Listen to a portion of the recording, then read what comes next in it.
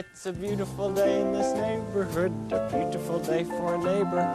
Would you be mine? Could you be mine? It's a neighborly day in this beauty wood, a neighborly day for a beauty. Would you be mine? Could you be mine? I have always wanted to have a neighbor just like you. I've always wanted to. Fred McFeely Rogers started his acting career in 1963 on a Canadian Broadcasting Corporation. In 1966, he signed to Quen, where his show became Mr. Rogers' Neighborhood. Then in 1968, his show went on national television and became a part of national educational television. There, PBS broadcasted his show on February 16, 1968, and then became a part of children's television. On May 9, 1969, episode 1065 aired and had people shocked. In the episode, Mr. Rogers and Officer Clemens, a black officer, shared a kiddie pool to cool off their feet. During 1969, black people were not allowed in public pools after the Civil Rights Act passed in 1964. The owners of the pools believed that the people there could spread diseases and assault the white woman there.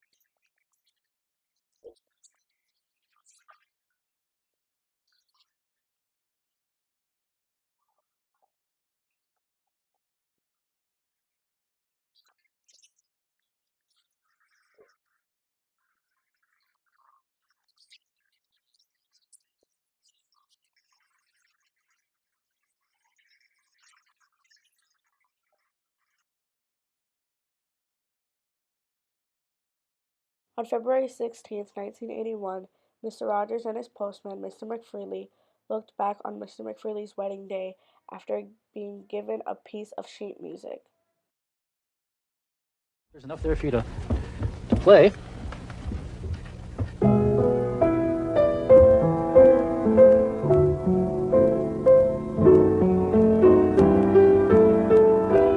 know what this is? I do. I love you truly. I love you truly. You know, it goes, I love you truly. Well, that song brings back a lot of memories. So that little girl's mother and daddy are divorced. That means that they're not married anymore. And she was able to tell that to Prince Tuesday. On February 18, 1981, Mr. Rogers brought Jeffrey Langer onto the show to show him his electric wheelchair. Jeffrey explained to Mr. Rogers his disability, to which then Mr. Rogers talked about how much he liked him the way he was. Can you tell my friends what it is that made you need this wheelchair? Sure.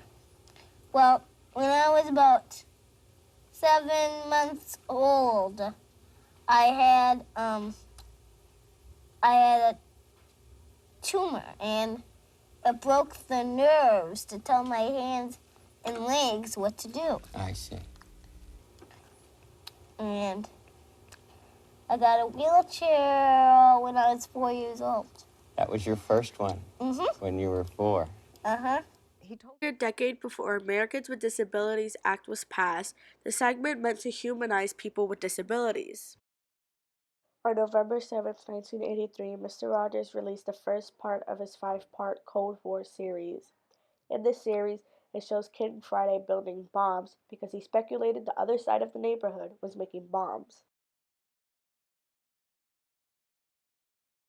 To build bombs and make bullets and make all kinds of bad stuff to hurt people. Oh, Tuesday, I don't think a little part like this could ever be a part of a bomb or Never anything like that. know. That's right. This could be the part of a bomb or something very, Careful, Trolley. Daddy has a pretend bomb. The series revealed that the other side was making a bridge to the neighborhood of make-believe.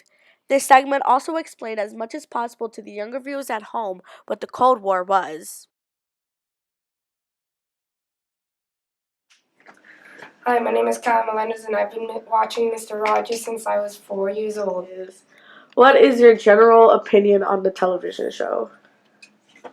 My general opinion on Mr. Rogers, it's definitely much more a kid's show, but like it definitely affected me whenever I went to school. Like I would always watch it every morning while eating cereal, and I'd always go to school like always cheerful, remembering the message you gave at the end of every episode. I just really liked spreading it through school with all my friends. Question is, what is your opinion on Mr. Rogers as a person? I think Mr. Rogers is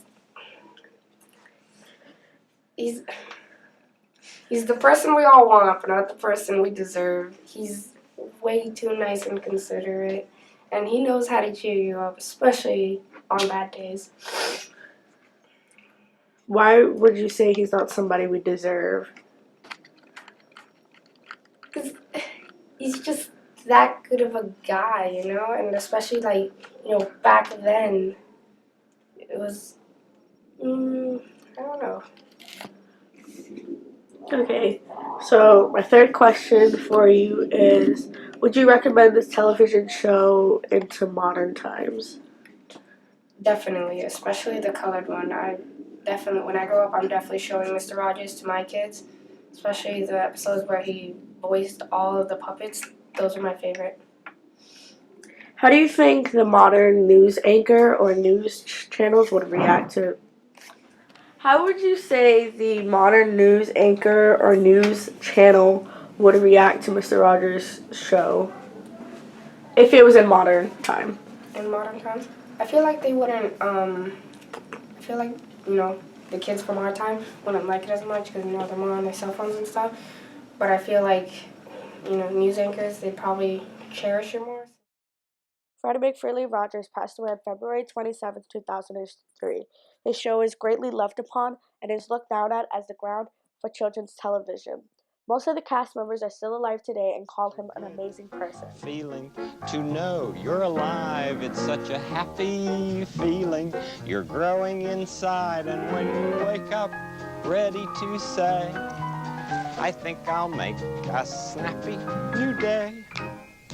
It's such a good feeling, a very good feeling. The feeling that I'll be back when the day is new, and I'll have more ideas for you, and you'll have things you'll want to talk about. I will too. You always make each day such a special day. You know how? By just your being you. Only one person in the whole world like you. That's you yourself. I'll be back next time. Bye-bye.